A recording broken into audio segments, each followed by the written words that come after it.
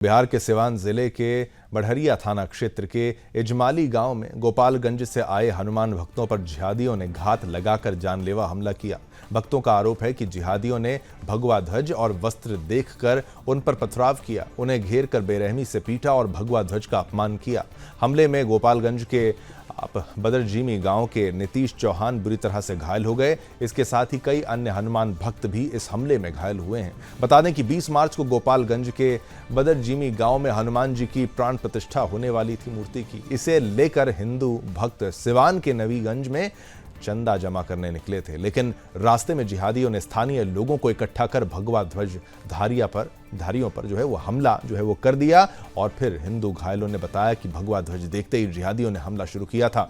घटना के बाद इलाके में हिंदुओं में भारी आक्रोश है। स्थानीय हिंदू संगठनों ने विरोध जताया है और हमलावरों पर कड़ी कार्रवाई की मांग की है। दोनों जिलों की पुलिस, एसडीएम और एसडीपीओ मौके पर मौजूद हैं। हनुमान भक्तों को समझाने और बुझाने की कोशिश की जा रही है। फिलहाल स्थिति सामान्य करने में पुलिस प्रशासन जुटी हुई है। अधिकारियों का कहना है कि जल्द ही स्थिति को नियंत्रण कर लिया जाएगा और आरोपियों की गिरफ्तारी की जाएगी। लेकिन सवाल उठता है कि आखिर कब तक हिंदू समाज जिहादियों के ऐसे सुनियोजित हमलों का शिकार होता रहेगा। प्रशासन भले ही स्थिति नियंत्रित करने का दावा कर रहा है, लेकिन हिंदू समाज का सवाल है कि ये आखिर कब तक भगवा धारकों को निशाना यहां पर बनाया जाएगा।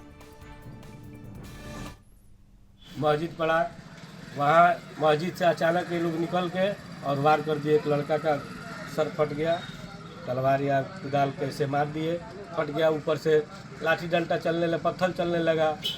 मस्जिद में मौलवी साहब अनाउंस करने लगे कि आओ सब गांव जो हमला करो।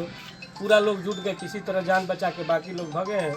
लड़का वो सीरियस है। इजमाली हो गई रास्ता ले जाएंगे, वो रास्ता सब मेन रास्ता जाता नहीं। गाँव के लोग अभी गाँव में चल लोग भागवत देख के इतना लोग नफरत बा कि गमछी हिंदू करके पड़ गई लो मारपीट करके गलासी के कुछ ला करके लड़का के सीरियस बा गोपालगंज रेफर भइल बा।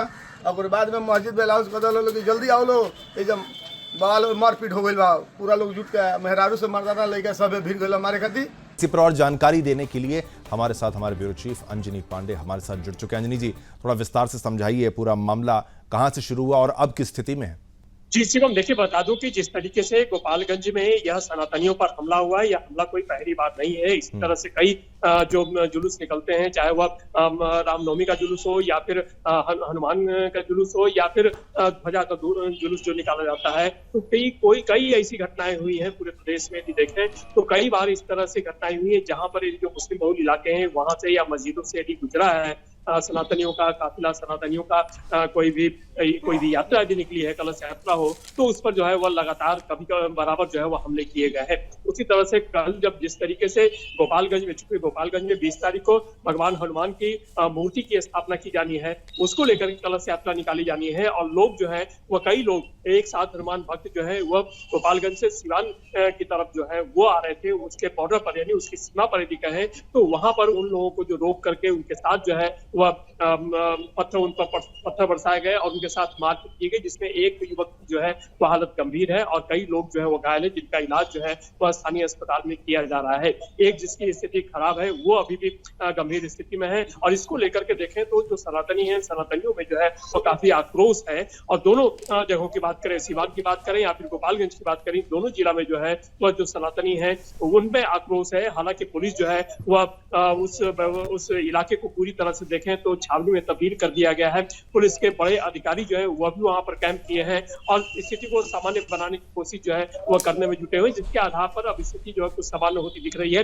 लेकिन वहीं कहीं ना कहीं वह सनातनियों में इस बात को लेकर के निश्चित रूप से वो निराशा है और आक्रोश भी है कि यदि वो चंदा मांगने जा रहे थे, उस रास्ते से जा रहे थे, तो उनके ऊपर जिस तरीके से पथराव किया गया, उनके ऊपर जिस तरह से हमला किया गया, यह हमला वह बर्दाश्त नहीं होगा। और इसको लेकर के यदि प्रशासन कोई कार्रवाई बड़ी नहीं करती है तो फिर एक बार सड़कों पर उतरकर जो सनातनी है वे सरकार के खिलाफ और पुलिस प्रशासन के खिलाफ वो आक्रोश व्यक्त करेंगे। लेकिन फिलहाल स्थिति वह सामान्य है।